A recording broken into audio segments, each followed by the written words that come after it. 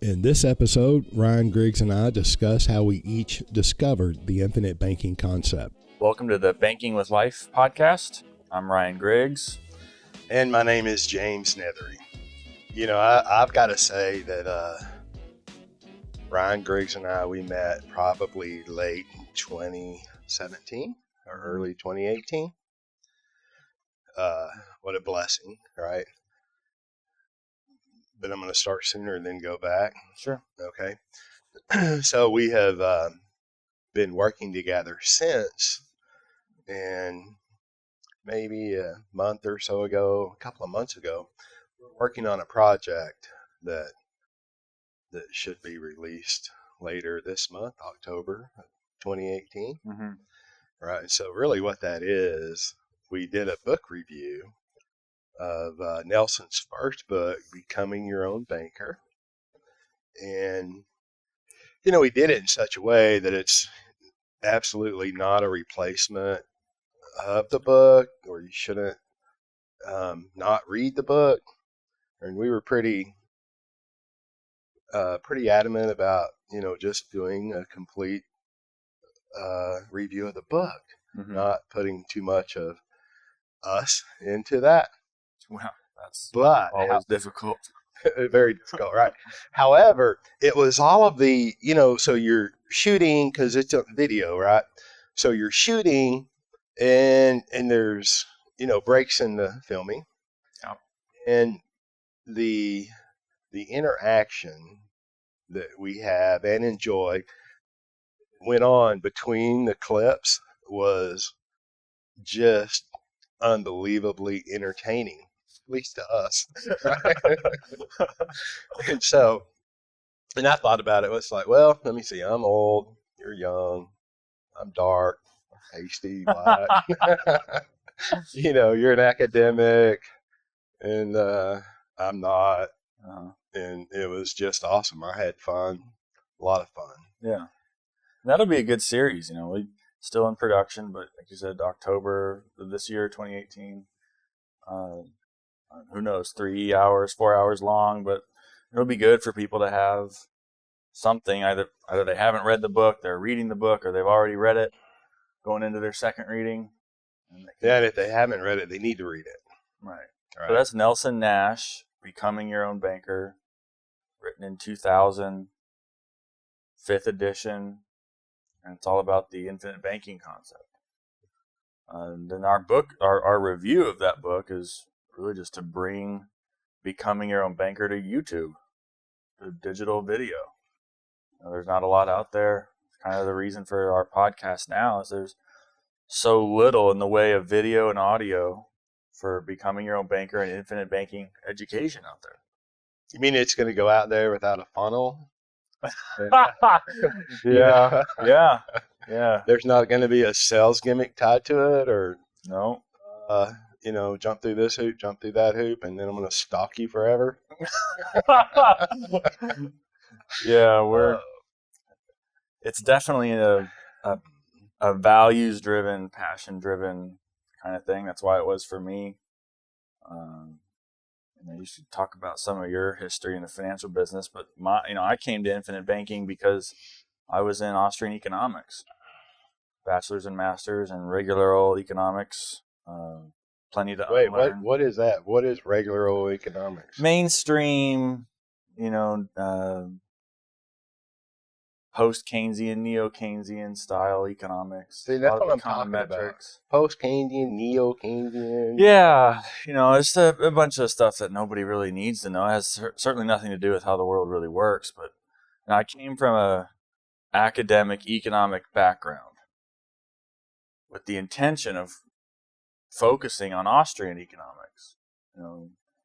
Went to Texas Tech, Free Market Institute. Yeah. And just you've been around professors and economists, and you learn what I'm from Texas. The academic life is just brutal, and the Austrians can talk all day about what the problem is. Fractional reserve banking. And they do. And there's plenty of good stuff out there. Yes. And people should eat that up. But at some point, you got to stumble upon a solution. Yeah, they're standing in line to eat that up, right? Yeah, so it's, I was looking at Bob Murphy. He was a professor at Tech at the time, and one of my favorite economists. Yeah, seriously. And a friend, Yes. But he co-founded this Nelson Nash Institute, and that's how I came upon Nelson Nash. Read the book in a day. A lot of people. Well, wait. So you come from an Austrian economics background, but more connections for me. Sure. Okay. Well, like interned at the Mises Institute, for example, summer of 2013, in Auburn, Alabama. Murray Roth. People have heard the name Murray Rothbard. Very prominent Austrian economist, maybe the most famous of the 20th century, maybe still the most famous today. He had a private library of like over 5,000 books in his apartment in New York, and when he passed away in 1995, those books were moved to the Mises Institute in Auburn, Alabama, where they stayed in boxes in storage until I got there in 2013 and moved them all downstairs to the Wolf Library. And Murray would write throughout all of his books that he read and little comments talking smack in the margins. Really? Oh, yeah. Wow. Yeah.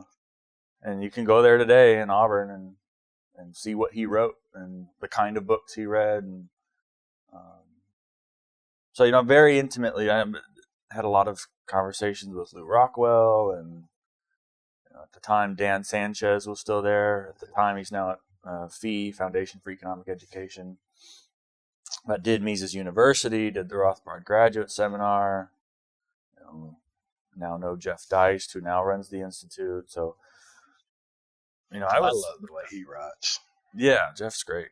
He's original, can talk in front of a crowd. He's not just running an organization. He's right. A part of the intellectual environment too. But yeah, I was deep into it and was disappointed. I get into academia, I get into the doctoral level, and was disappointed in the lack of passion. I mean, everybody's passionate in their own way, don't get me wrong, but really the lack of fire. I thought that was going to be an environment where people would just be ripping at the bit to put forth the intellectual background behind freedom and libertarianism, which is economics, the science of economics. It's not ideological or any of that. There's a rigorous science behind it, and I would think that if you get neck deep in that, then how could you not be bursting at the seams to tell everybody to teach it, to study it? But modern academia is so politicized. I don't want to beat them up too much, although sometimes I do. But they deserve it. Yeah, they earned it. And, I mean, most of the time we all earn what we have coming. We get it. We earned it. So, and I don't want to beat them up either. Right, and then you want to find the solution. If you're convinced that there's really a problem, and there is a problem, and there are proposed solutions. Nelson talks about top-down thinking, and a lot of the proposed solutions are top-down solutions. End the Fed is great, right? I guess the audience in 2008 or 7 or whenever it was just spontaneously started chanting that, and that's fine. Sure, end it. End the most powerful cartel in the history of the world. People, you have this saying that it'll take an act of Congress to do that. It'll take more than an act of Congress. I mean, it's like, oh my God, an act of Congress created them and embedded them and has protected them. There you go. Okay, so Austrian background, and it's a rich Austrian background. You even spent some time with Hoppe, didn't you? Yes, I did. Yeah, Property and Freedom Society conference in Bodrum, Turkey in 2013. Read everything Hoppe had ever written, and that didn't work out either. Shock. Yeah, it's just it became clear in this 2016-17 academic year at Lubbock, in Lubbock, Tech. Texas Tech, that it just wasn't for me. And I had already met Nelson in 2016 in Northern California. Kaylin Peterson was hosting Nelson. One of his last seminars, Right. that he was doing in person, 2-day seminar, 10 hours, 2 hours on 2 to 3 hours on a Friday night, and then the day Saturday. And looking back, it's now, thinking of Nelson and what he's done. He was so encouraging of the agent and supportive. It wasn't a salesy environment. You didn't feel like you were getting suckered in. And I've been to those kind of things, like those real estate seminars, Oh my God, everything's an upsell. Everything's an upsell. The upsell is you're getting coffee. It's every little thing. It's all meticulously planned, and they've all got the elaborate suits on and all this. So it wasn't like that at all. It was warm and encouraging. Nelson, Southern gentleman. His warmth just radiates throughout the room. Feel welcome. He's got all these stories. No script, no notes. He's got slides, but he'll talk right through the slides. But every so often, very encouraging. There for the audience, not for him, right? Oh, yeah, exactly. We need something to hang on to as he's going through all this material. But he was so encouraging of Kaylin, and I'm still friends with Kaylin, and she helps with some writing that I do, and just a very positive environment, and not a lot of people there, 10 or 20 people. But I had already read the book, and we hear about some people who have come around to infinite banking, and it took them a while to get there. Year, 2, 3, 4, 5, who knows? Yeah. Well, some are slower than others. It's okay. Grade them on the curve, or give them a break, a little grace. Yeah. Well, I just didn't have that experience. It was very quick, and I read the book in one night, and I knew that was something there. So I started reading it again, finished the next day. Had read it a couple times by the time I went to the seminar. And, you can't sit still. I took pages of notes, like half of one of those standard legal pads. I just couldn't stop writing, and had Nelson sign the book. And yeah, so fast forward, that was in 2016. Fast forward to the summer of 2018, after I had been beaten down in academia. A couple of months ago, 16 to 18, or fast forward to the summer of 2017? So from the time in the seminar in 2016, it was May of 2016, I was finishing my master's degree in Northern California. And then fast forward 2 years later to the summer of, well, no, you're right, 1 year, the summer of 2017. You should be better with numbers. I should, yeah. Summer of 2017, after I had been beaten down in academia, it's like, why not be a part of the solution? For the warmth, the solution, and the excitement of recognizing a legitimate, bona fide solution. Mm-hmm. I can't imagine. Well, I can't imagine, because I experienced the same thing, kind of. Mm-hmm. But anyway, okay, 2017. Yeah, so 2017, and that summer, I left in, I think my official end date was September 1 of 2017. So you were at Texas Tech, right, under their... As a PhD in agricultural and applied economics. I was funded by the Free Market Institute. They provide full funding and everything, and it's a good deal for a typical PhD kind of. So there you are, a PhD candidate, fully funded. PhD student at the time, yeah. There's various levels of succession as you go through, and I can't wait to learn about them. PhD student, went through the classes. There was no, it was mostly math, mostly econometrics, coding. You'd think a PhD. In fact, I had just on LinkedIn the other day, because I wrote about my little PhD experience on my blog. And then people will find me on LinkedIn and also considering the PhD. So we've been having, this guy's in Portugal, works at I don't know if it's a bank or a central bank there, but just asking about Banco Santander. the experience. It's certainly stressful, but did you let him down easy? I try to give people a balanced opinion as much as I can do of that. But,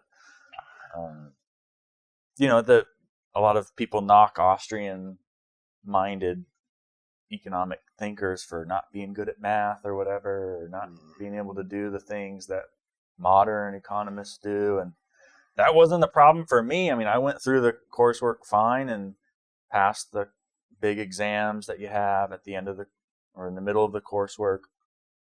So everything looked good on paper, and it's a good program. You're not supposed to leave a fully paid PhD. Especially if your parents paid for it, huh? Well, that's the track to becoming a okay, so you went, you met Nelson 2016. You're in the middle of the summer of 2017. Steve, it's almost like you've, experienced, more than you wanted to, or another side of economics, maybe, right? Yeah. And how'd you make that connection, to where you're at today, what you're doing? Well, a lot of people who go and do a PhD in economics or want to go into economics professionally in whatever way do it in order with the job in mind. Right? They've got an idea of the money they want to make or the kind of lifestyle they want to live, or it's all career-oriented thinking. And that's never been how I've thought. I don't know. A very idea-driven kind of person. And it was always about the ideas, and I wanted to do, my master's thesis was on the methodological arguments within Austrian economics. Now, this is stuff that most people do not care about. But it's the foundation upon which proper economic science is built. And that's the kind of thing that mattered to me. The graduate assistant teacher person who taught the dissertation class at the end of my master's had no idea what I was talking about. He just knew it was well written. This is an A, it's good. And I put a lot of work. It was good. Sure. But you're an excellent author. Yeah. Well, thank you. But he had no idea. And this is PhD student about to be a full professor. And anyway, point of all that, very in-depth, narrow kind of stuff, and also into things like monetary theory, history of economic thought. These are not popular topics in modern economics. It was one of the contributing factors that made me not a good fit for the economist profession as a career. But I think so. A lot of people approach it from that direction. Maybe I didn't do enough of that kind of thinking prior to going in, because it was not a good fit. So anyway, answer your question. It becomes okay. Well, what's the alternative? That also is a part of the ideas, right? That also has something to say about Austrian economics, about fractional reserve banking, Austrian business cycle theory. I wanted to be in that world still. Sure. And as much a part of the solution as possible. I mean, the whole idea behind being a professor was to change young minds, this kind of thing. And, that works, there's no, what's the saying about an idea whose time has come, no stopping an idea whose time has come, that kind of thing. So you can affect change that way. It's also somewhat top down, right? The modern academic world is very top down. It's even in the classroom. authority figure in the front, peons in the rows, quiet, sitting, facing the Compliance. front. Mhm. Yeah. Taught obedience. That's not the way you want someone to come to these ideas, right? You shouldn't have to be told or have these ideas imposed upon you. Forced upon you. Yeah. Right. Yeah. I mean, if you want to get a grade. Right. Be a part of that whole system. Yeah. Right. So even the method of teaching is not in line with a fully decentralized, individualistic, seriously freedom-oriented kind of thought process.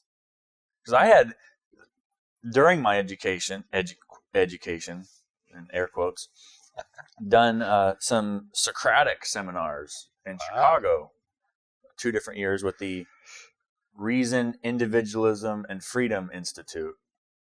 Many syllables there, but organization in Chicago, they do a week of Socratic seminars. And so I got a front row seat to what real decentralized education was like. Conversations where there was no right or wrong answer, there was no authority figure in the room conducting the class. And you had a facilitator, but it was just a conversation with you and the other students. And then that kind of methodology, as far as education was concerned, was like, yeah, that's the way to go. You want people independently thinking, independently arriving at what they believe to be the correct answers, because then it's theirs, right? Can't take it from them. Right. But they've got to get there themselves, however long that takes and whatever that looks like. Anyway, that's not what goes down in the typical college classroom. Another contributing factor, which made me not want to pursue that as a career.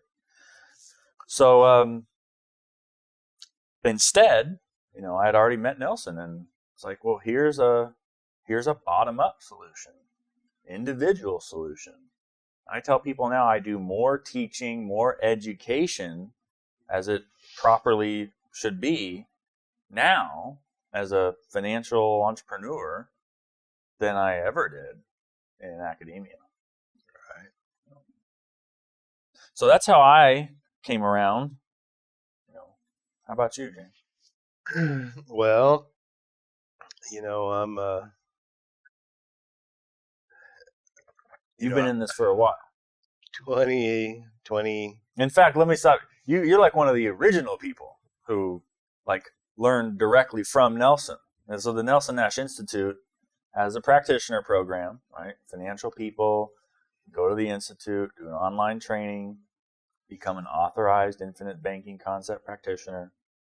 And if I'm correct, you were the first one to go through that program. I was, and fully supported it, and still do to this day.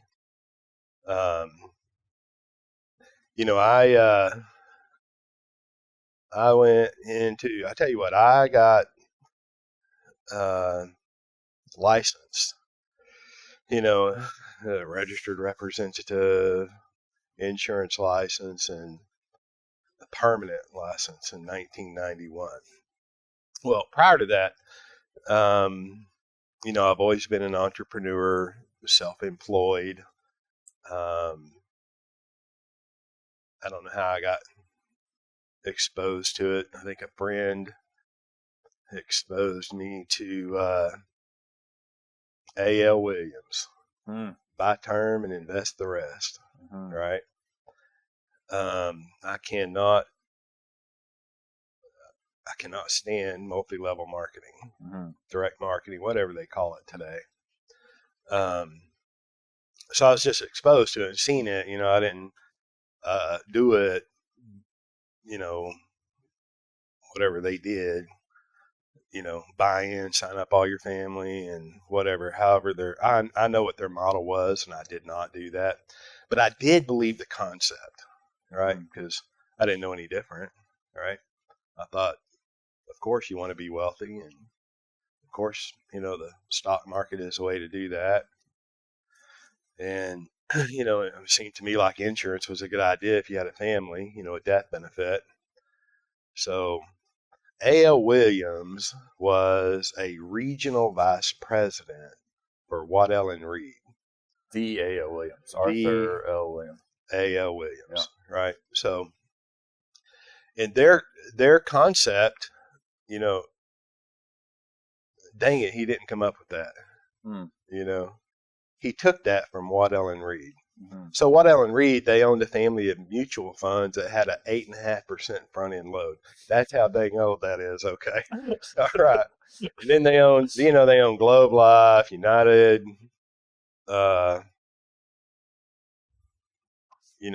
own a lot of life insurance, several life insurance companies, and now they own a couple of mutual fund families. But back then, Waddell and Reed, a financial services firm that had mutual funds and term insurance, and that was their motto. It was either buy term and invest the difference, and then A.L. Williams, as a regional vice president, left, and it was buy term and invest the rest, and I could have those vice versa. It was a long time. It happens when you get old. Your memory, your hearing, your sight, right? Okay, but I just wanted to help people. I really did. I just wanted to help people. And, of course, I want to be profitable, and successful. So, and they had a training program. And so I got all geared up and licensed. But prior to that, you could get a temporary license. And I wrote Medicare supplements, which is health insurance for people above 65 and older. And that, that was a long time ago, but that's how I started in the financial services industry, right? And from that experience, though, Ryan, I seen that the market didn't always go up, and I experienced clients that didn't outlive their need for a death benefit, right? But here I'm a young guy and working hard, but that's how I got started. And then I seen when I realized that no, the market's not the solution for everything. Variable this and variable that. I became. It's almost like you believe something, and then you get into it, you buy into it, and then it's not really what it appeared to be. Mm-hmm.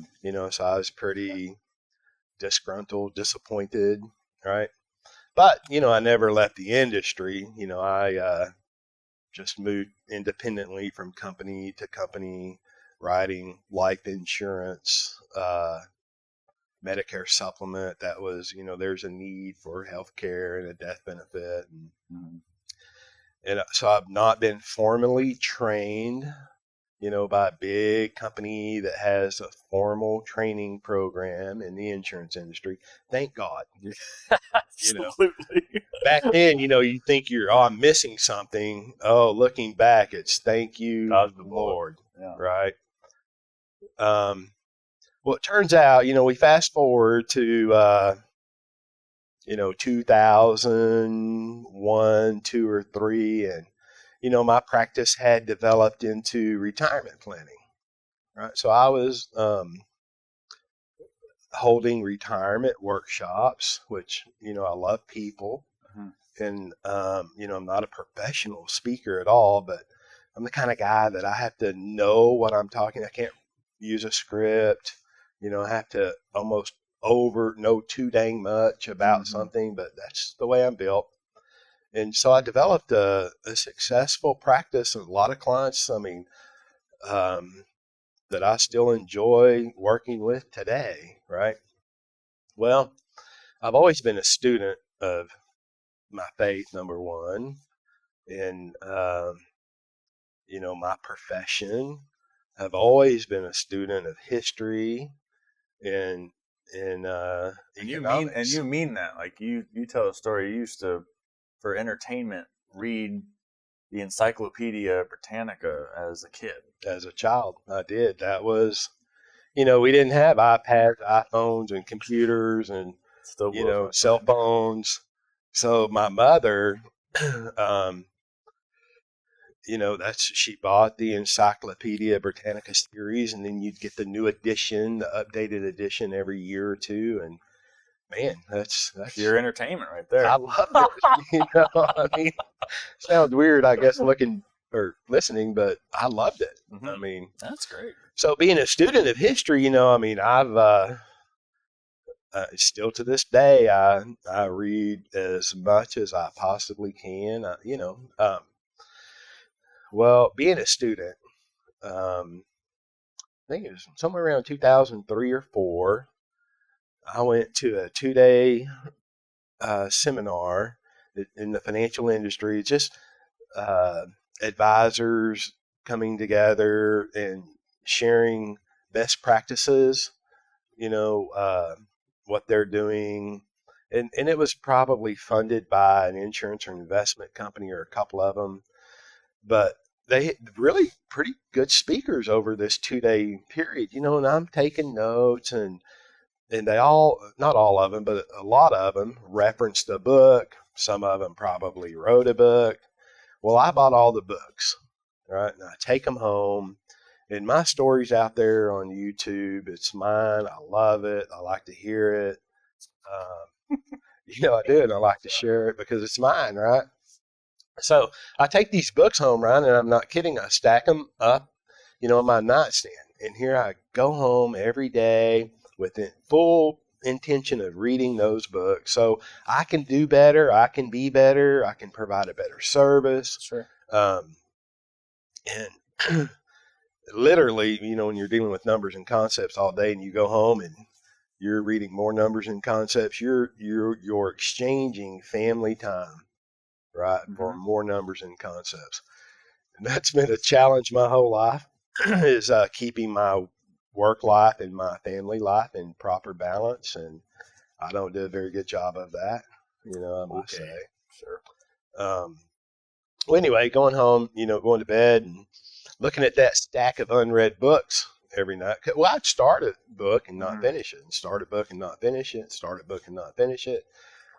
Literally, I'm feeling like I'm an underachiever, right?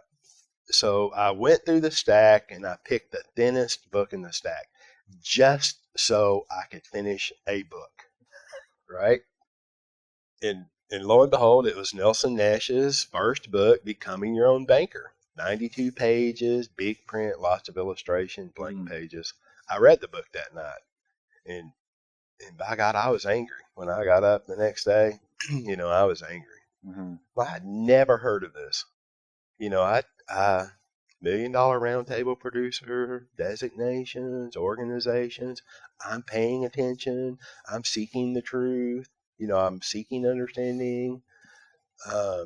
And I'd never realized, never knew, was never taught or told what you could do with life insurance, like Nelson points out clearly in Becoming Your Own Banker. So I got up the next day and I called the number on the back of the book. I just wanted to order some books. And so Nelson answers the phone. We have a great conversation, and it literally ended, boy, I hold these 10-hour seminars all over the country, and you need to get yourself to one. So I'm like, that's a great idea. So I went to the next one, sat in the back of the room, paid attention, took copious notes, just like, I'm a yellow legal pad guy, full of notes. I go home, and I have a successful retirement planning practice, right?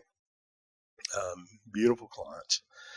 And the first thing I did was restructure my life insurance, right? And have been teaching my clients how to implement the concept ever since. And it's just, it checked all the boxes for me. It's the truth. It's the truth about money. It's the truth about human action and economics. I knew nothing of Austrian economics, nothing. So I've hosted Nelson since then. I think it was the next year that I started hosting Nelson 1, 2, and 3 times a year, and we hosted Nelson all the way up until his retirement in 2016, quote unquote retirement. He quit traveling and he quit presenting his 10-hour workshop. Sure. Right. Well, had the pleasure of dragging him out of, quote unquote retirement 3 or 4 times. Yeah. And just enjoyed presentation this last weekend. Although Nelson didn't present, it was all of the interaction prior to, during, and after. Sure. Right? Absolutely priceless. So, I've become a student of Austrian economics, not to your level, and I don't want to be at your level. I understand the Austrian business cycle theory. That makes it's the closest thing to the truth in economics that I have discovered, right? Become just a student of Nelson Nash. He's become a great friend and mentor to me, talk to him regularly. And, it's just, I have learned more about money and economics from Nelson Nash. And then I've also discovered quite, it's kind of a two-edged sword. You're disappointed on one hand, but oh my gosh, thank you, Lord. On the other hand, me being a student of history, by God, I haven't been learning the true history of things. The victor writes the history, right? And Absolutely. so, another box that was checked, and it's, so that's really that is my story, and that's how I got connected with the infinite banking concept and Nelson Nash. Long about 2013, Jason Rink and I were, I met Jason Rink at an event, and, and I just really wanted to promote, my practice in the infinite banking concept, becoming your own banker. So I'm kicking around, we should have some, some videos, right? We should have a commercial somewhere where you can sell somebody something, right? Let them know who you are, what you do, right? Well, Jason Rink and I started talking, and, I really wanted to tell the story of infinite banking, sound money, natural law, fractional reserve banking, the boom bust cycle.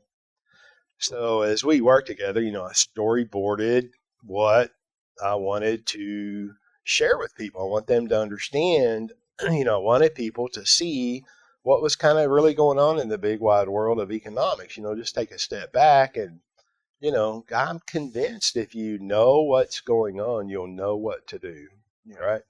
So that developed out into a documentary style video, Banking with Life DVD.